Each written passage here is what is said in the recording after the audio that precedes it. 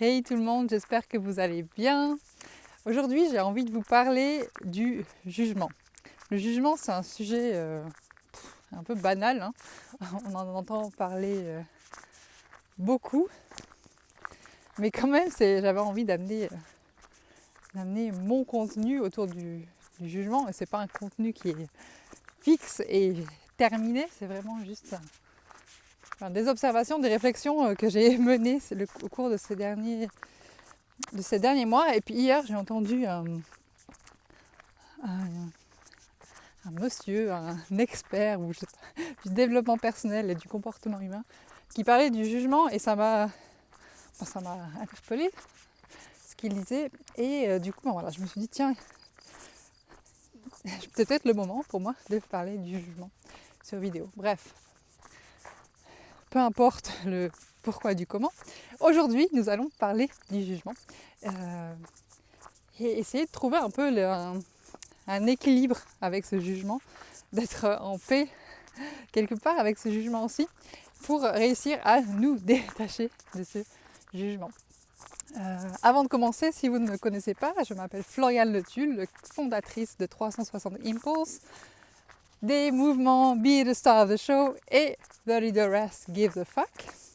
Vous me trouvez sur 360impulse.com et sur tous les réseaux sociaux.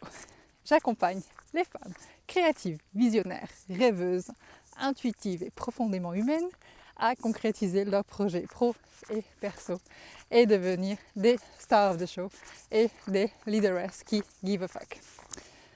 Donc, le jugement. Depuis plusieurs mois, je mène une expérience. Je viens de mettre mes clés sur l'épaule parce que pratique de tenir le téléphone et les clés. Je mène un peu une expérience. Pour ceux et celles qui me suivent depuis plusieurs mois, vous savez que l'année dernière, j'ai fait un conseil en images avec ma chère amie Noël de Kaleidoscope Lab. C'était vraiment une volonté d'aller... j'avais beaucoup expérimenté ce qui était de l'intérieur, un chemin spirituel, développement personnel intérieur. Et j'avais envie d'aller regarder un peu mon extérieur, comment est-ce que je me sentais par rapport à moi-même, et puis me mettre en valeur. Donc on a fait ce conseil en images qui était super, et vraiment j'ai pu me connecter à une nouvelle dimension quelque part, et puis oser exprimer ma féminité différemment, et puis aussi incarner The Show, parce que c'était une des requêtes quand je suis allée la voir. Je dis voilà, moi j'ai ce projet The Show qui me tient à cœur, je crois, depuis que je suis née, et je veux aussi qu'il soit démontré avec mes vêtements. Donc c'est toujours un work in progress, parce que j'aime quand même mon confort aussi, donc du coup ça fait partie de The Show, mais j'aime aussi mettre de la couleur, des choses dramatiques, comme elle l'a classé, qui se voient, qui se dénotent. Pas pour impressionner, mais parce que voilà, je suis quelqu'un qui aime la scène, etc. Et donc, quelque part, j'aime incarner The Show dans ma vie de tous les jours, c'est possible. C'est pour ça qu'aujourd'hui, je porte du noir, parce que pour moi, le noir, c'est aussi The Show. Donc, c'est très personnel tout ça. Pourquoi je vous dis ça? Parce que, à travers ce conseil en images, donc elle m'a conseillé de dépiler mes sourcils. Et là encore, vous dites, okay, pourquoi tu me parles de tes sourcils? Tu vas comprendre. Donc, je dis, ok, moi je tente l'expérience, on va voir. Et puis franchement, quand j'ai épilé mes sourcils, enfin pas moi mais une esthéticienne, parce que franchement moi je suis pas très douée pour ça, et ça m'intéresse pas trop d'ailleurs d'apprendre, je me suis dit waouh, en effet ça ouvre mon regard, c'est comme si je me cachais moins derrière ces poils. Donc j'ai apprécié ce changement, et j'ai convenu de rendez-vous tous les mois. Je suis allée épiler mes sourcils. En début d'année, pour ceux et celles qui me suivent depuis un moment, j'ai eu un peu une crise positive, où j'ai mis mon business à plat, et puis j'ai vécu une expansion puissante. Mais avant l'expansion, il y a eu des moments de doute et de remise en question, et de qu'est-ce qu'ils vont penser, mais qu'est-ce que je fais. Et à ce moment-là, pour moi, ça va être important de faire une pause de sourcils. Parce que je me suis dit, là, depuis quelques mois, tu vis un truc qui a été cool, mais je sentais quand même que j'essayais d'aller, même si je prenais l'excellence, que je prends toujours l'excellence, il y avait quand même une partie de moi qui essayait d'être parfaite. Il fallait que j'ai ces sourcils toujours parfaits et tout. Et puis là, je me suis dit, en fait, t'es en train de te juger. Parce que finalement, que mes sourcils soient épilés ou pas, c'est pas ça qui devrait changer ma vie. hein. Je ne devrais pas me sentir mieux ou moins bien, c'est juste un fait. Hein. Les sourcils sont dépilés, oh, le regard est plus ouvert, les sourcils sont plus bordéliques, on va dire, hop, le regard est moins ouvert, c'est un fait.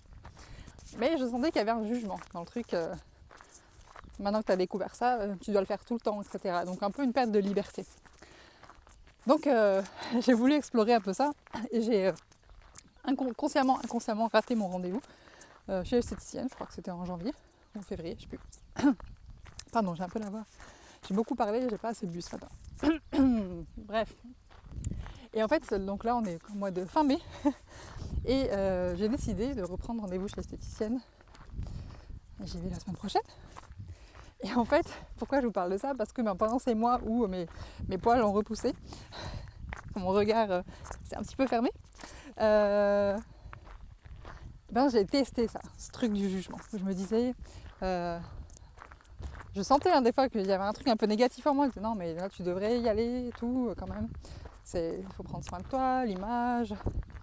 Et en fait non, j'avais envie de pousser ça un peu plus loin. C'est peut-être un peu débile d'entendre, je sais pas. Mais c'était en tout cas une expérience. Tu vois, là c'est un jugement à nouveau, dire c'est débile. C'était une expérience, point. C'est pas bien, c'était pas génial, c'était pas top. C'était une expérience, point. Qui m'a apporté des apprentissages, point. Ok.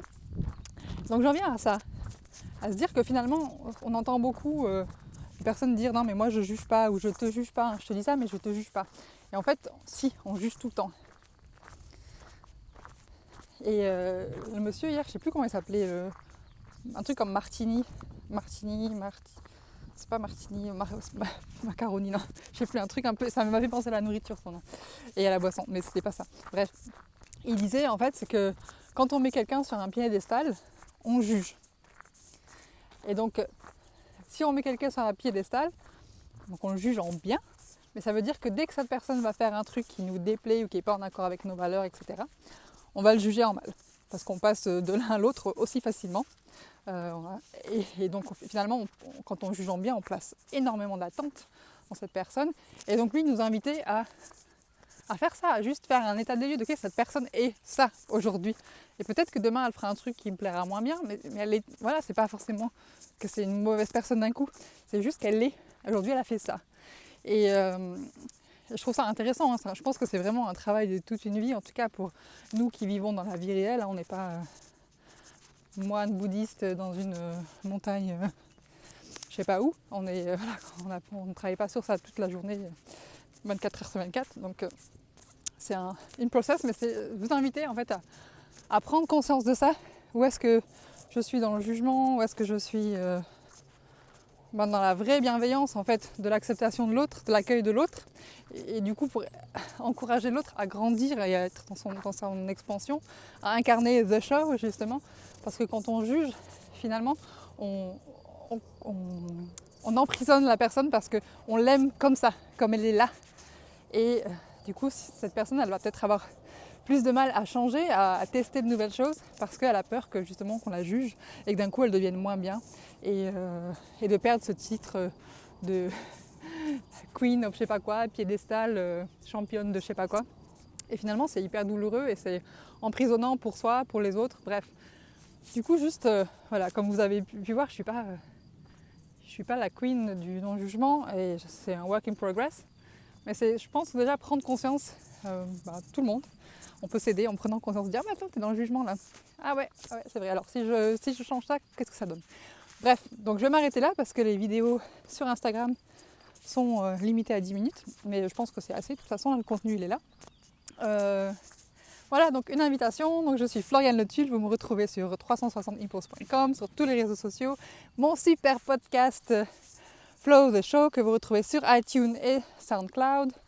J'ai créé un groupe Facebook dément, facebook.com/leaderess.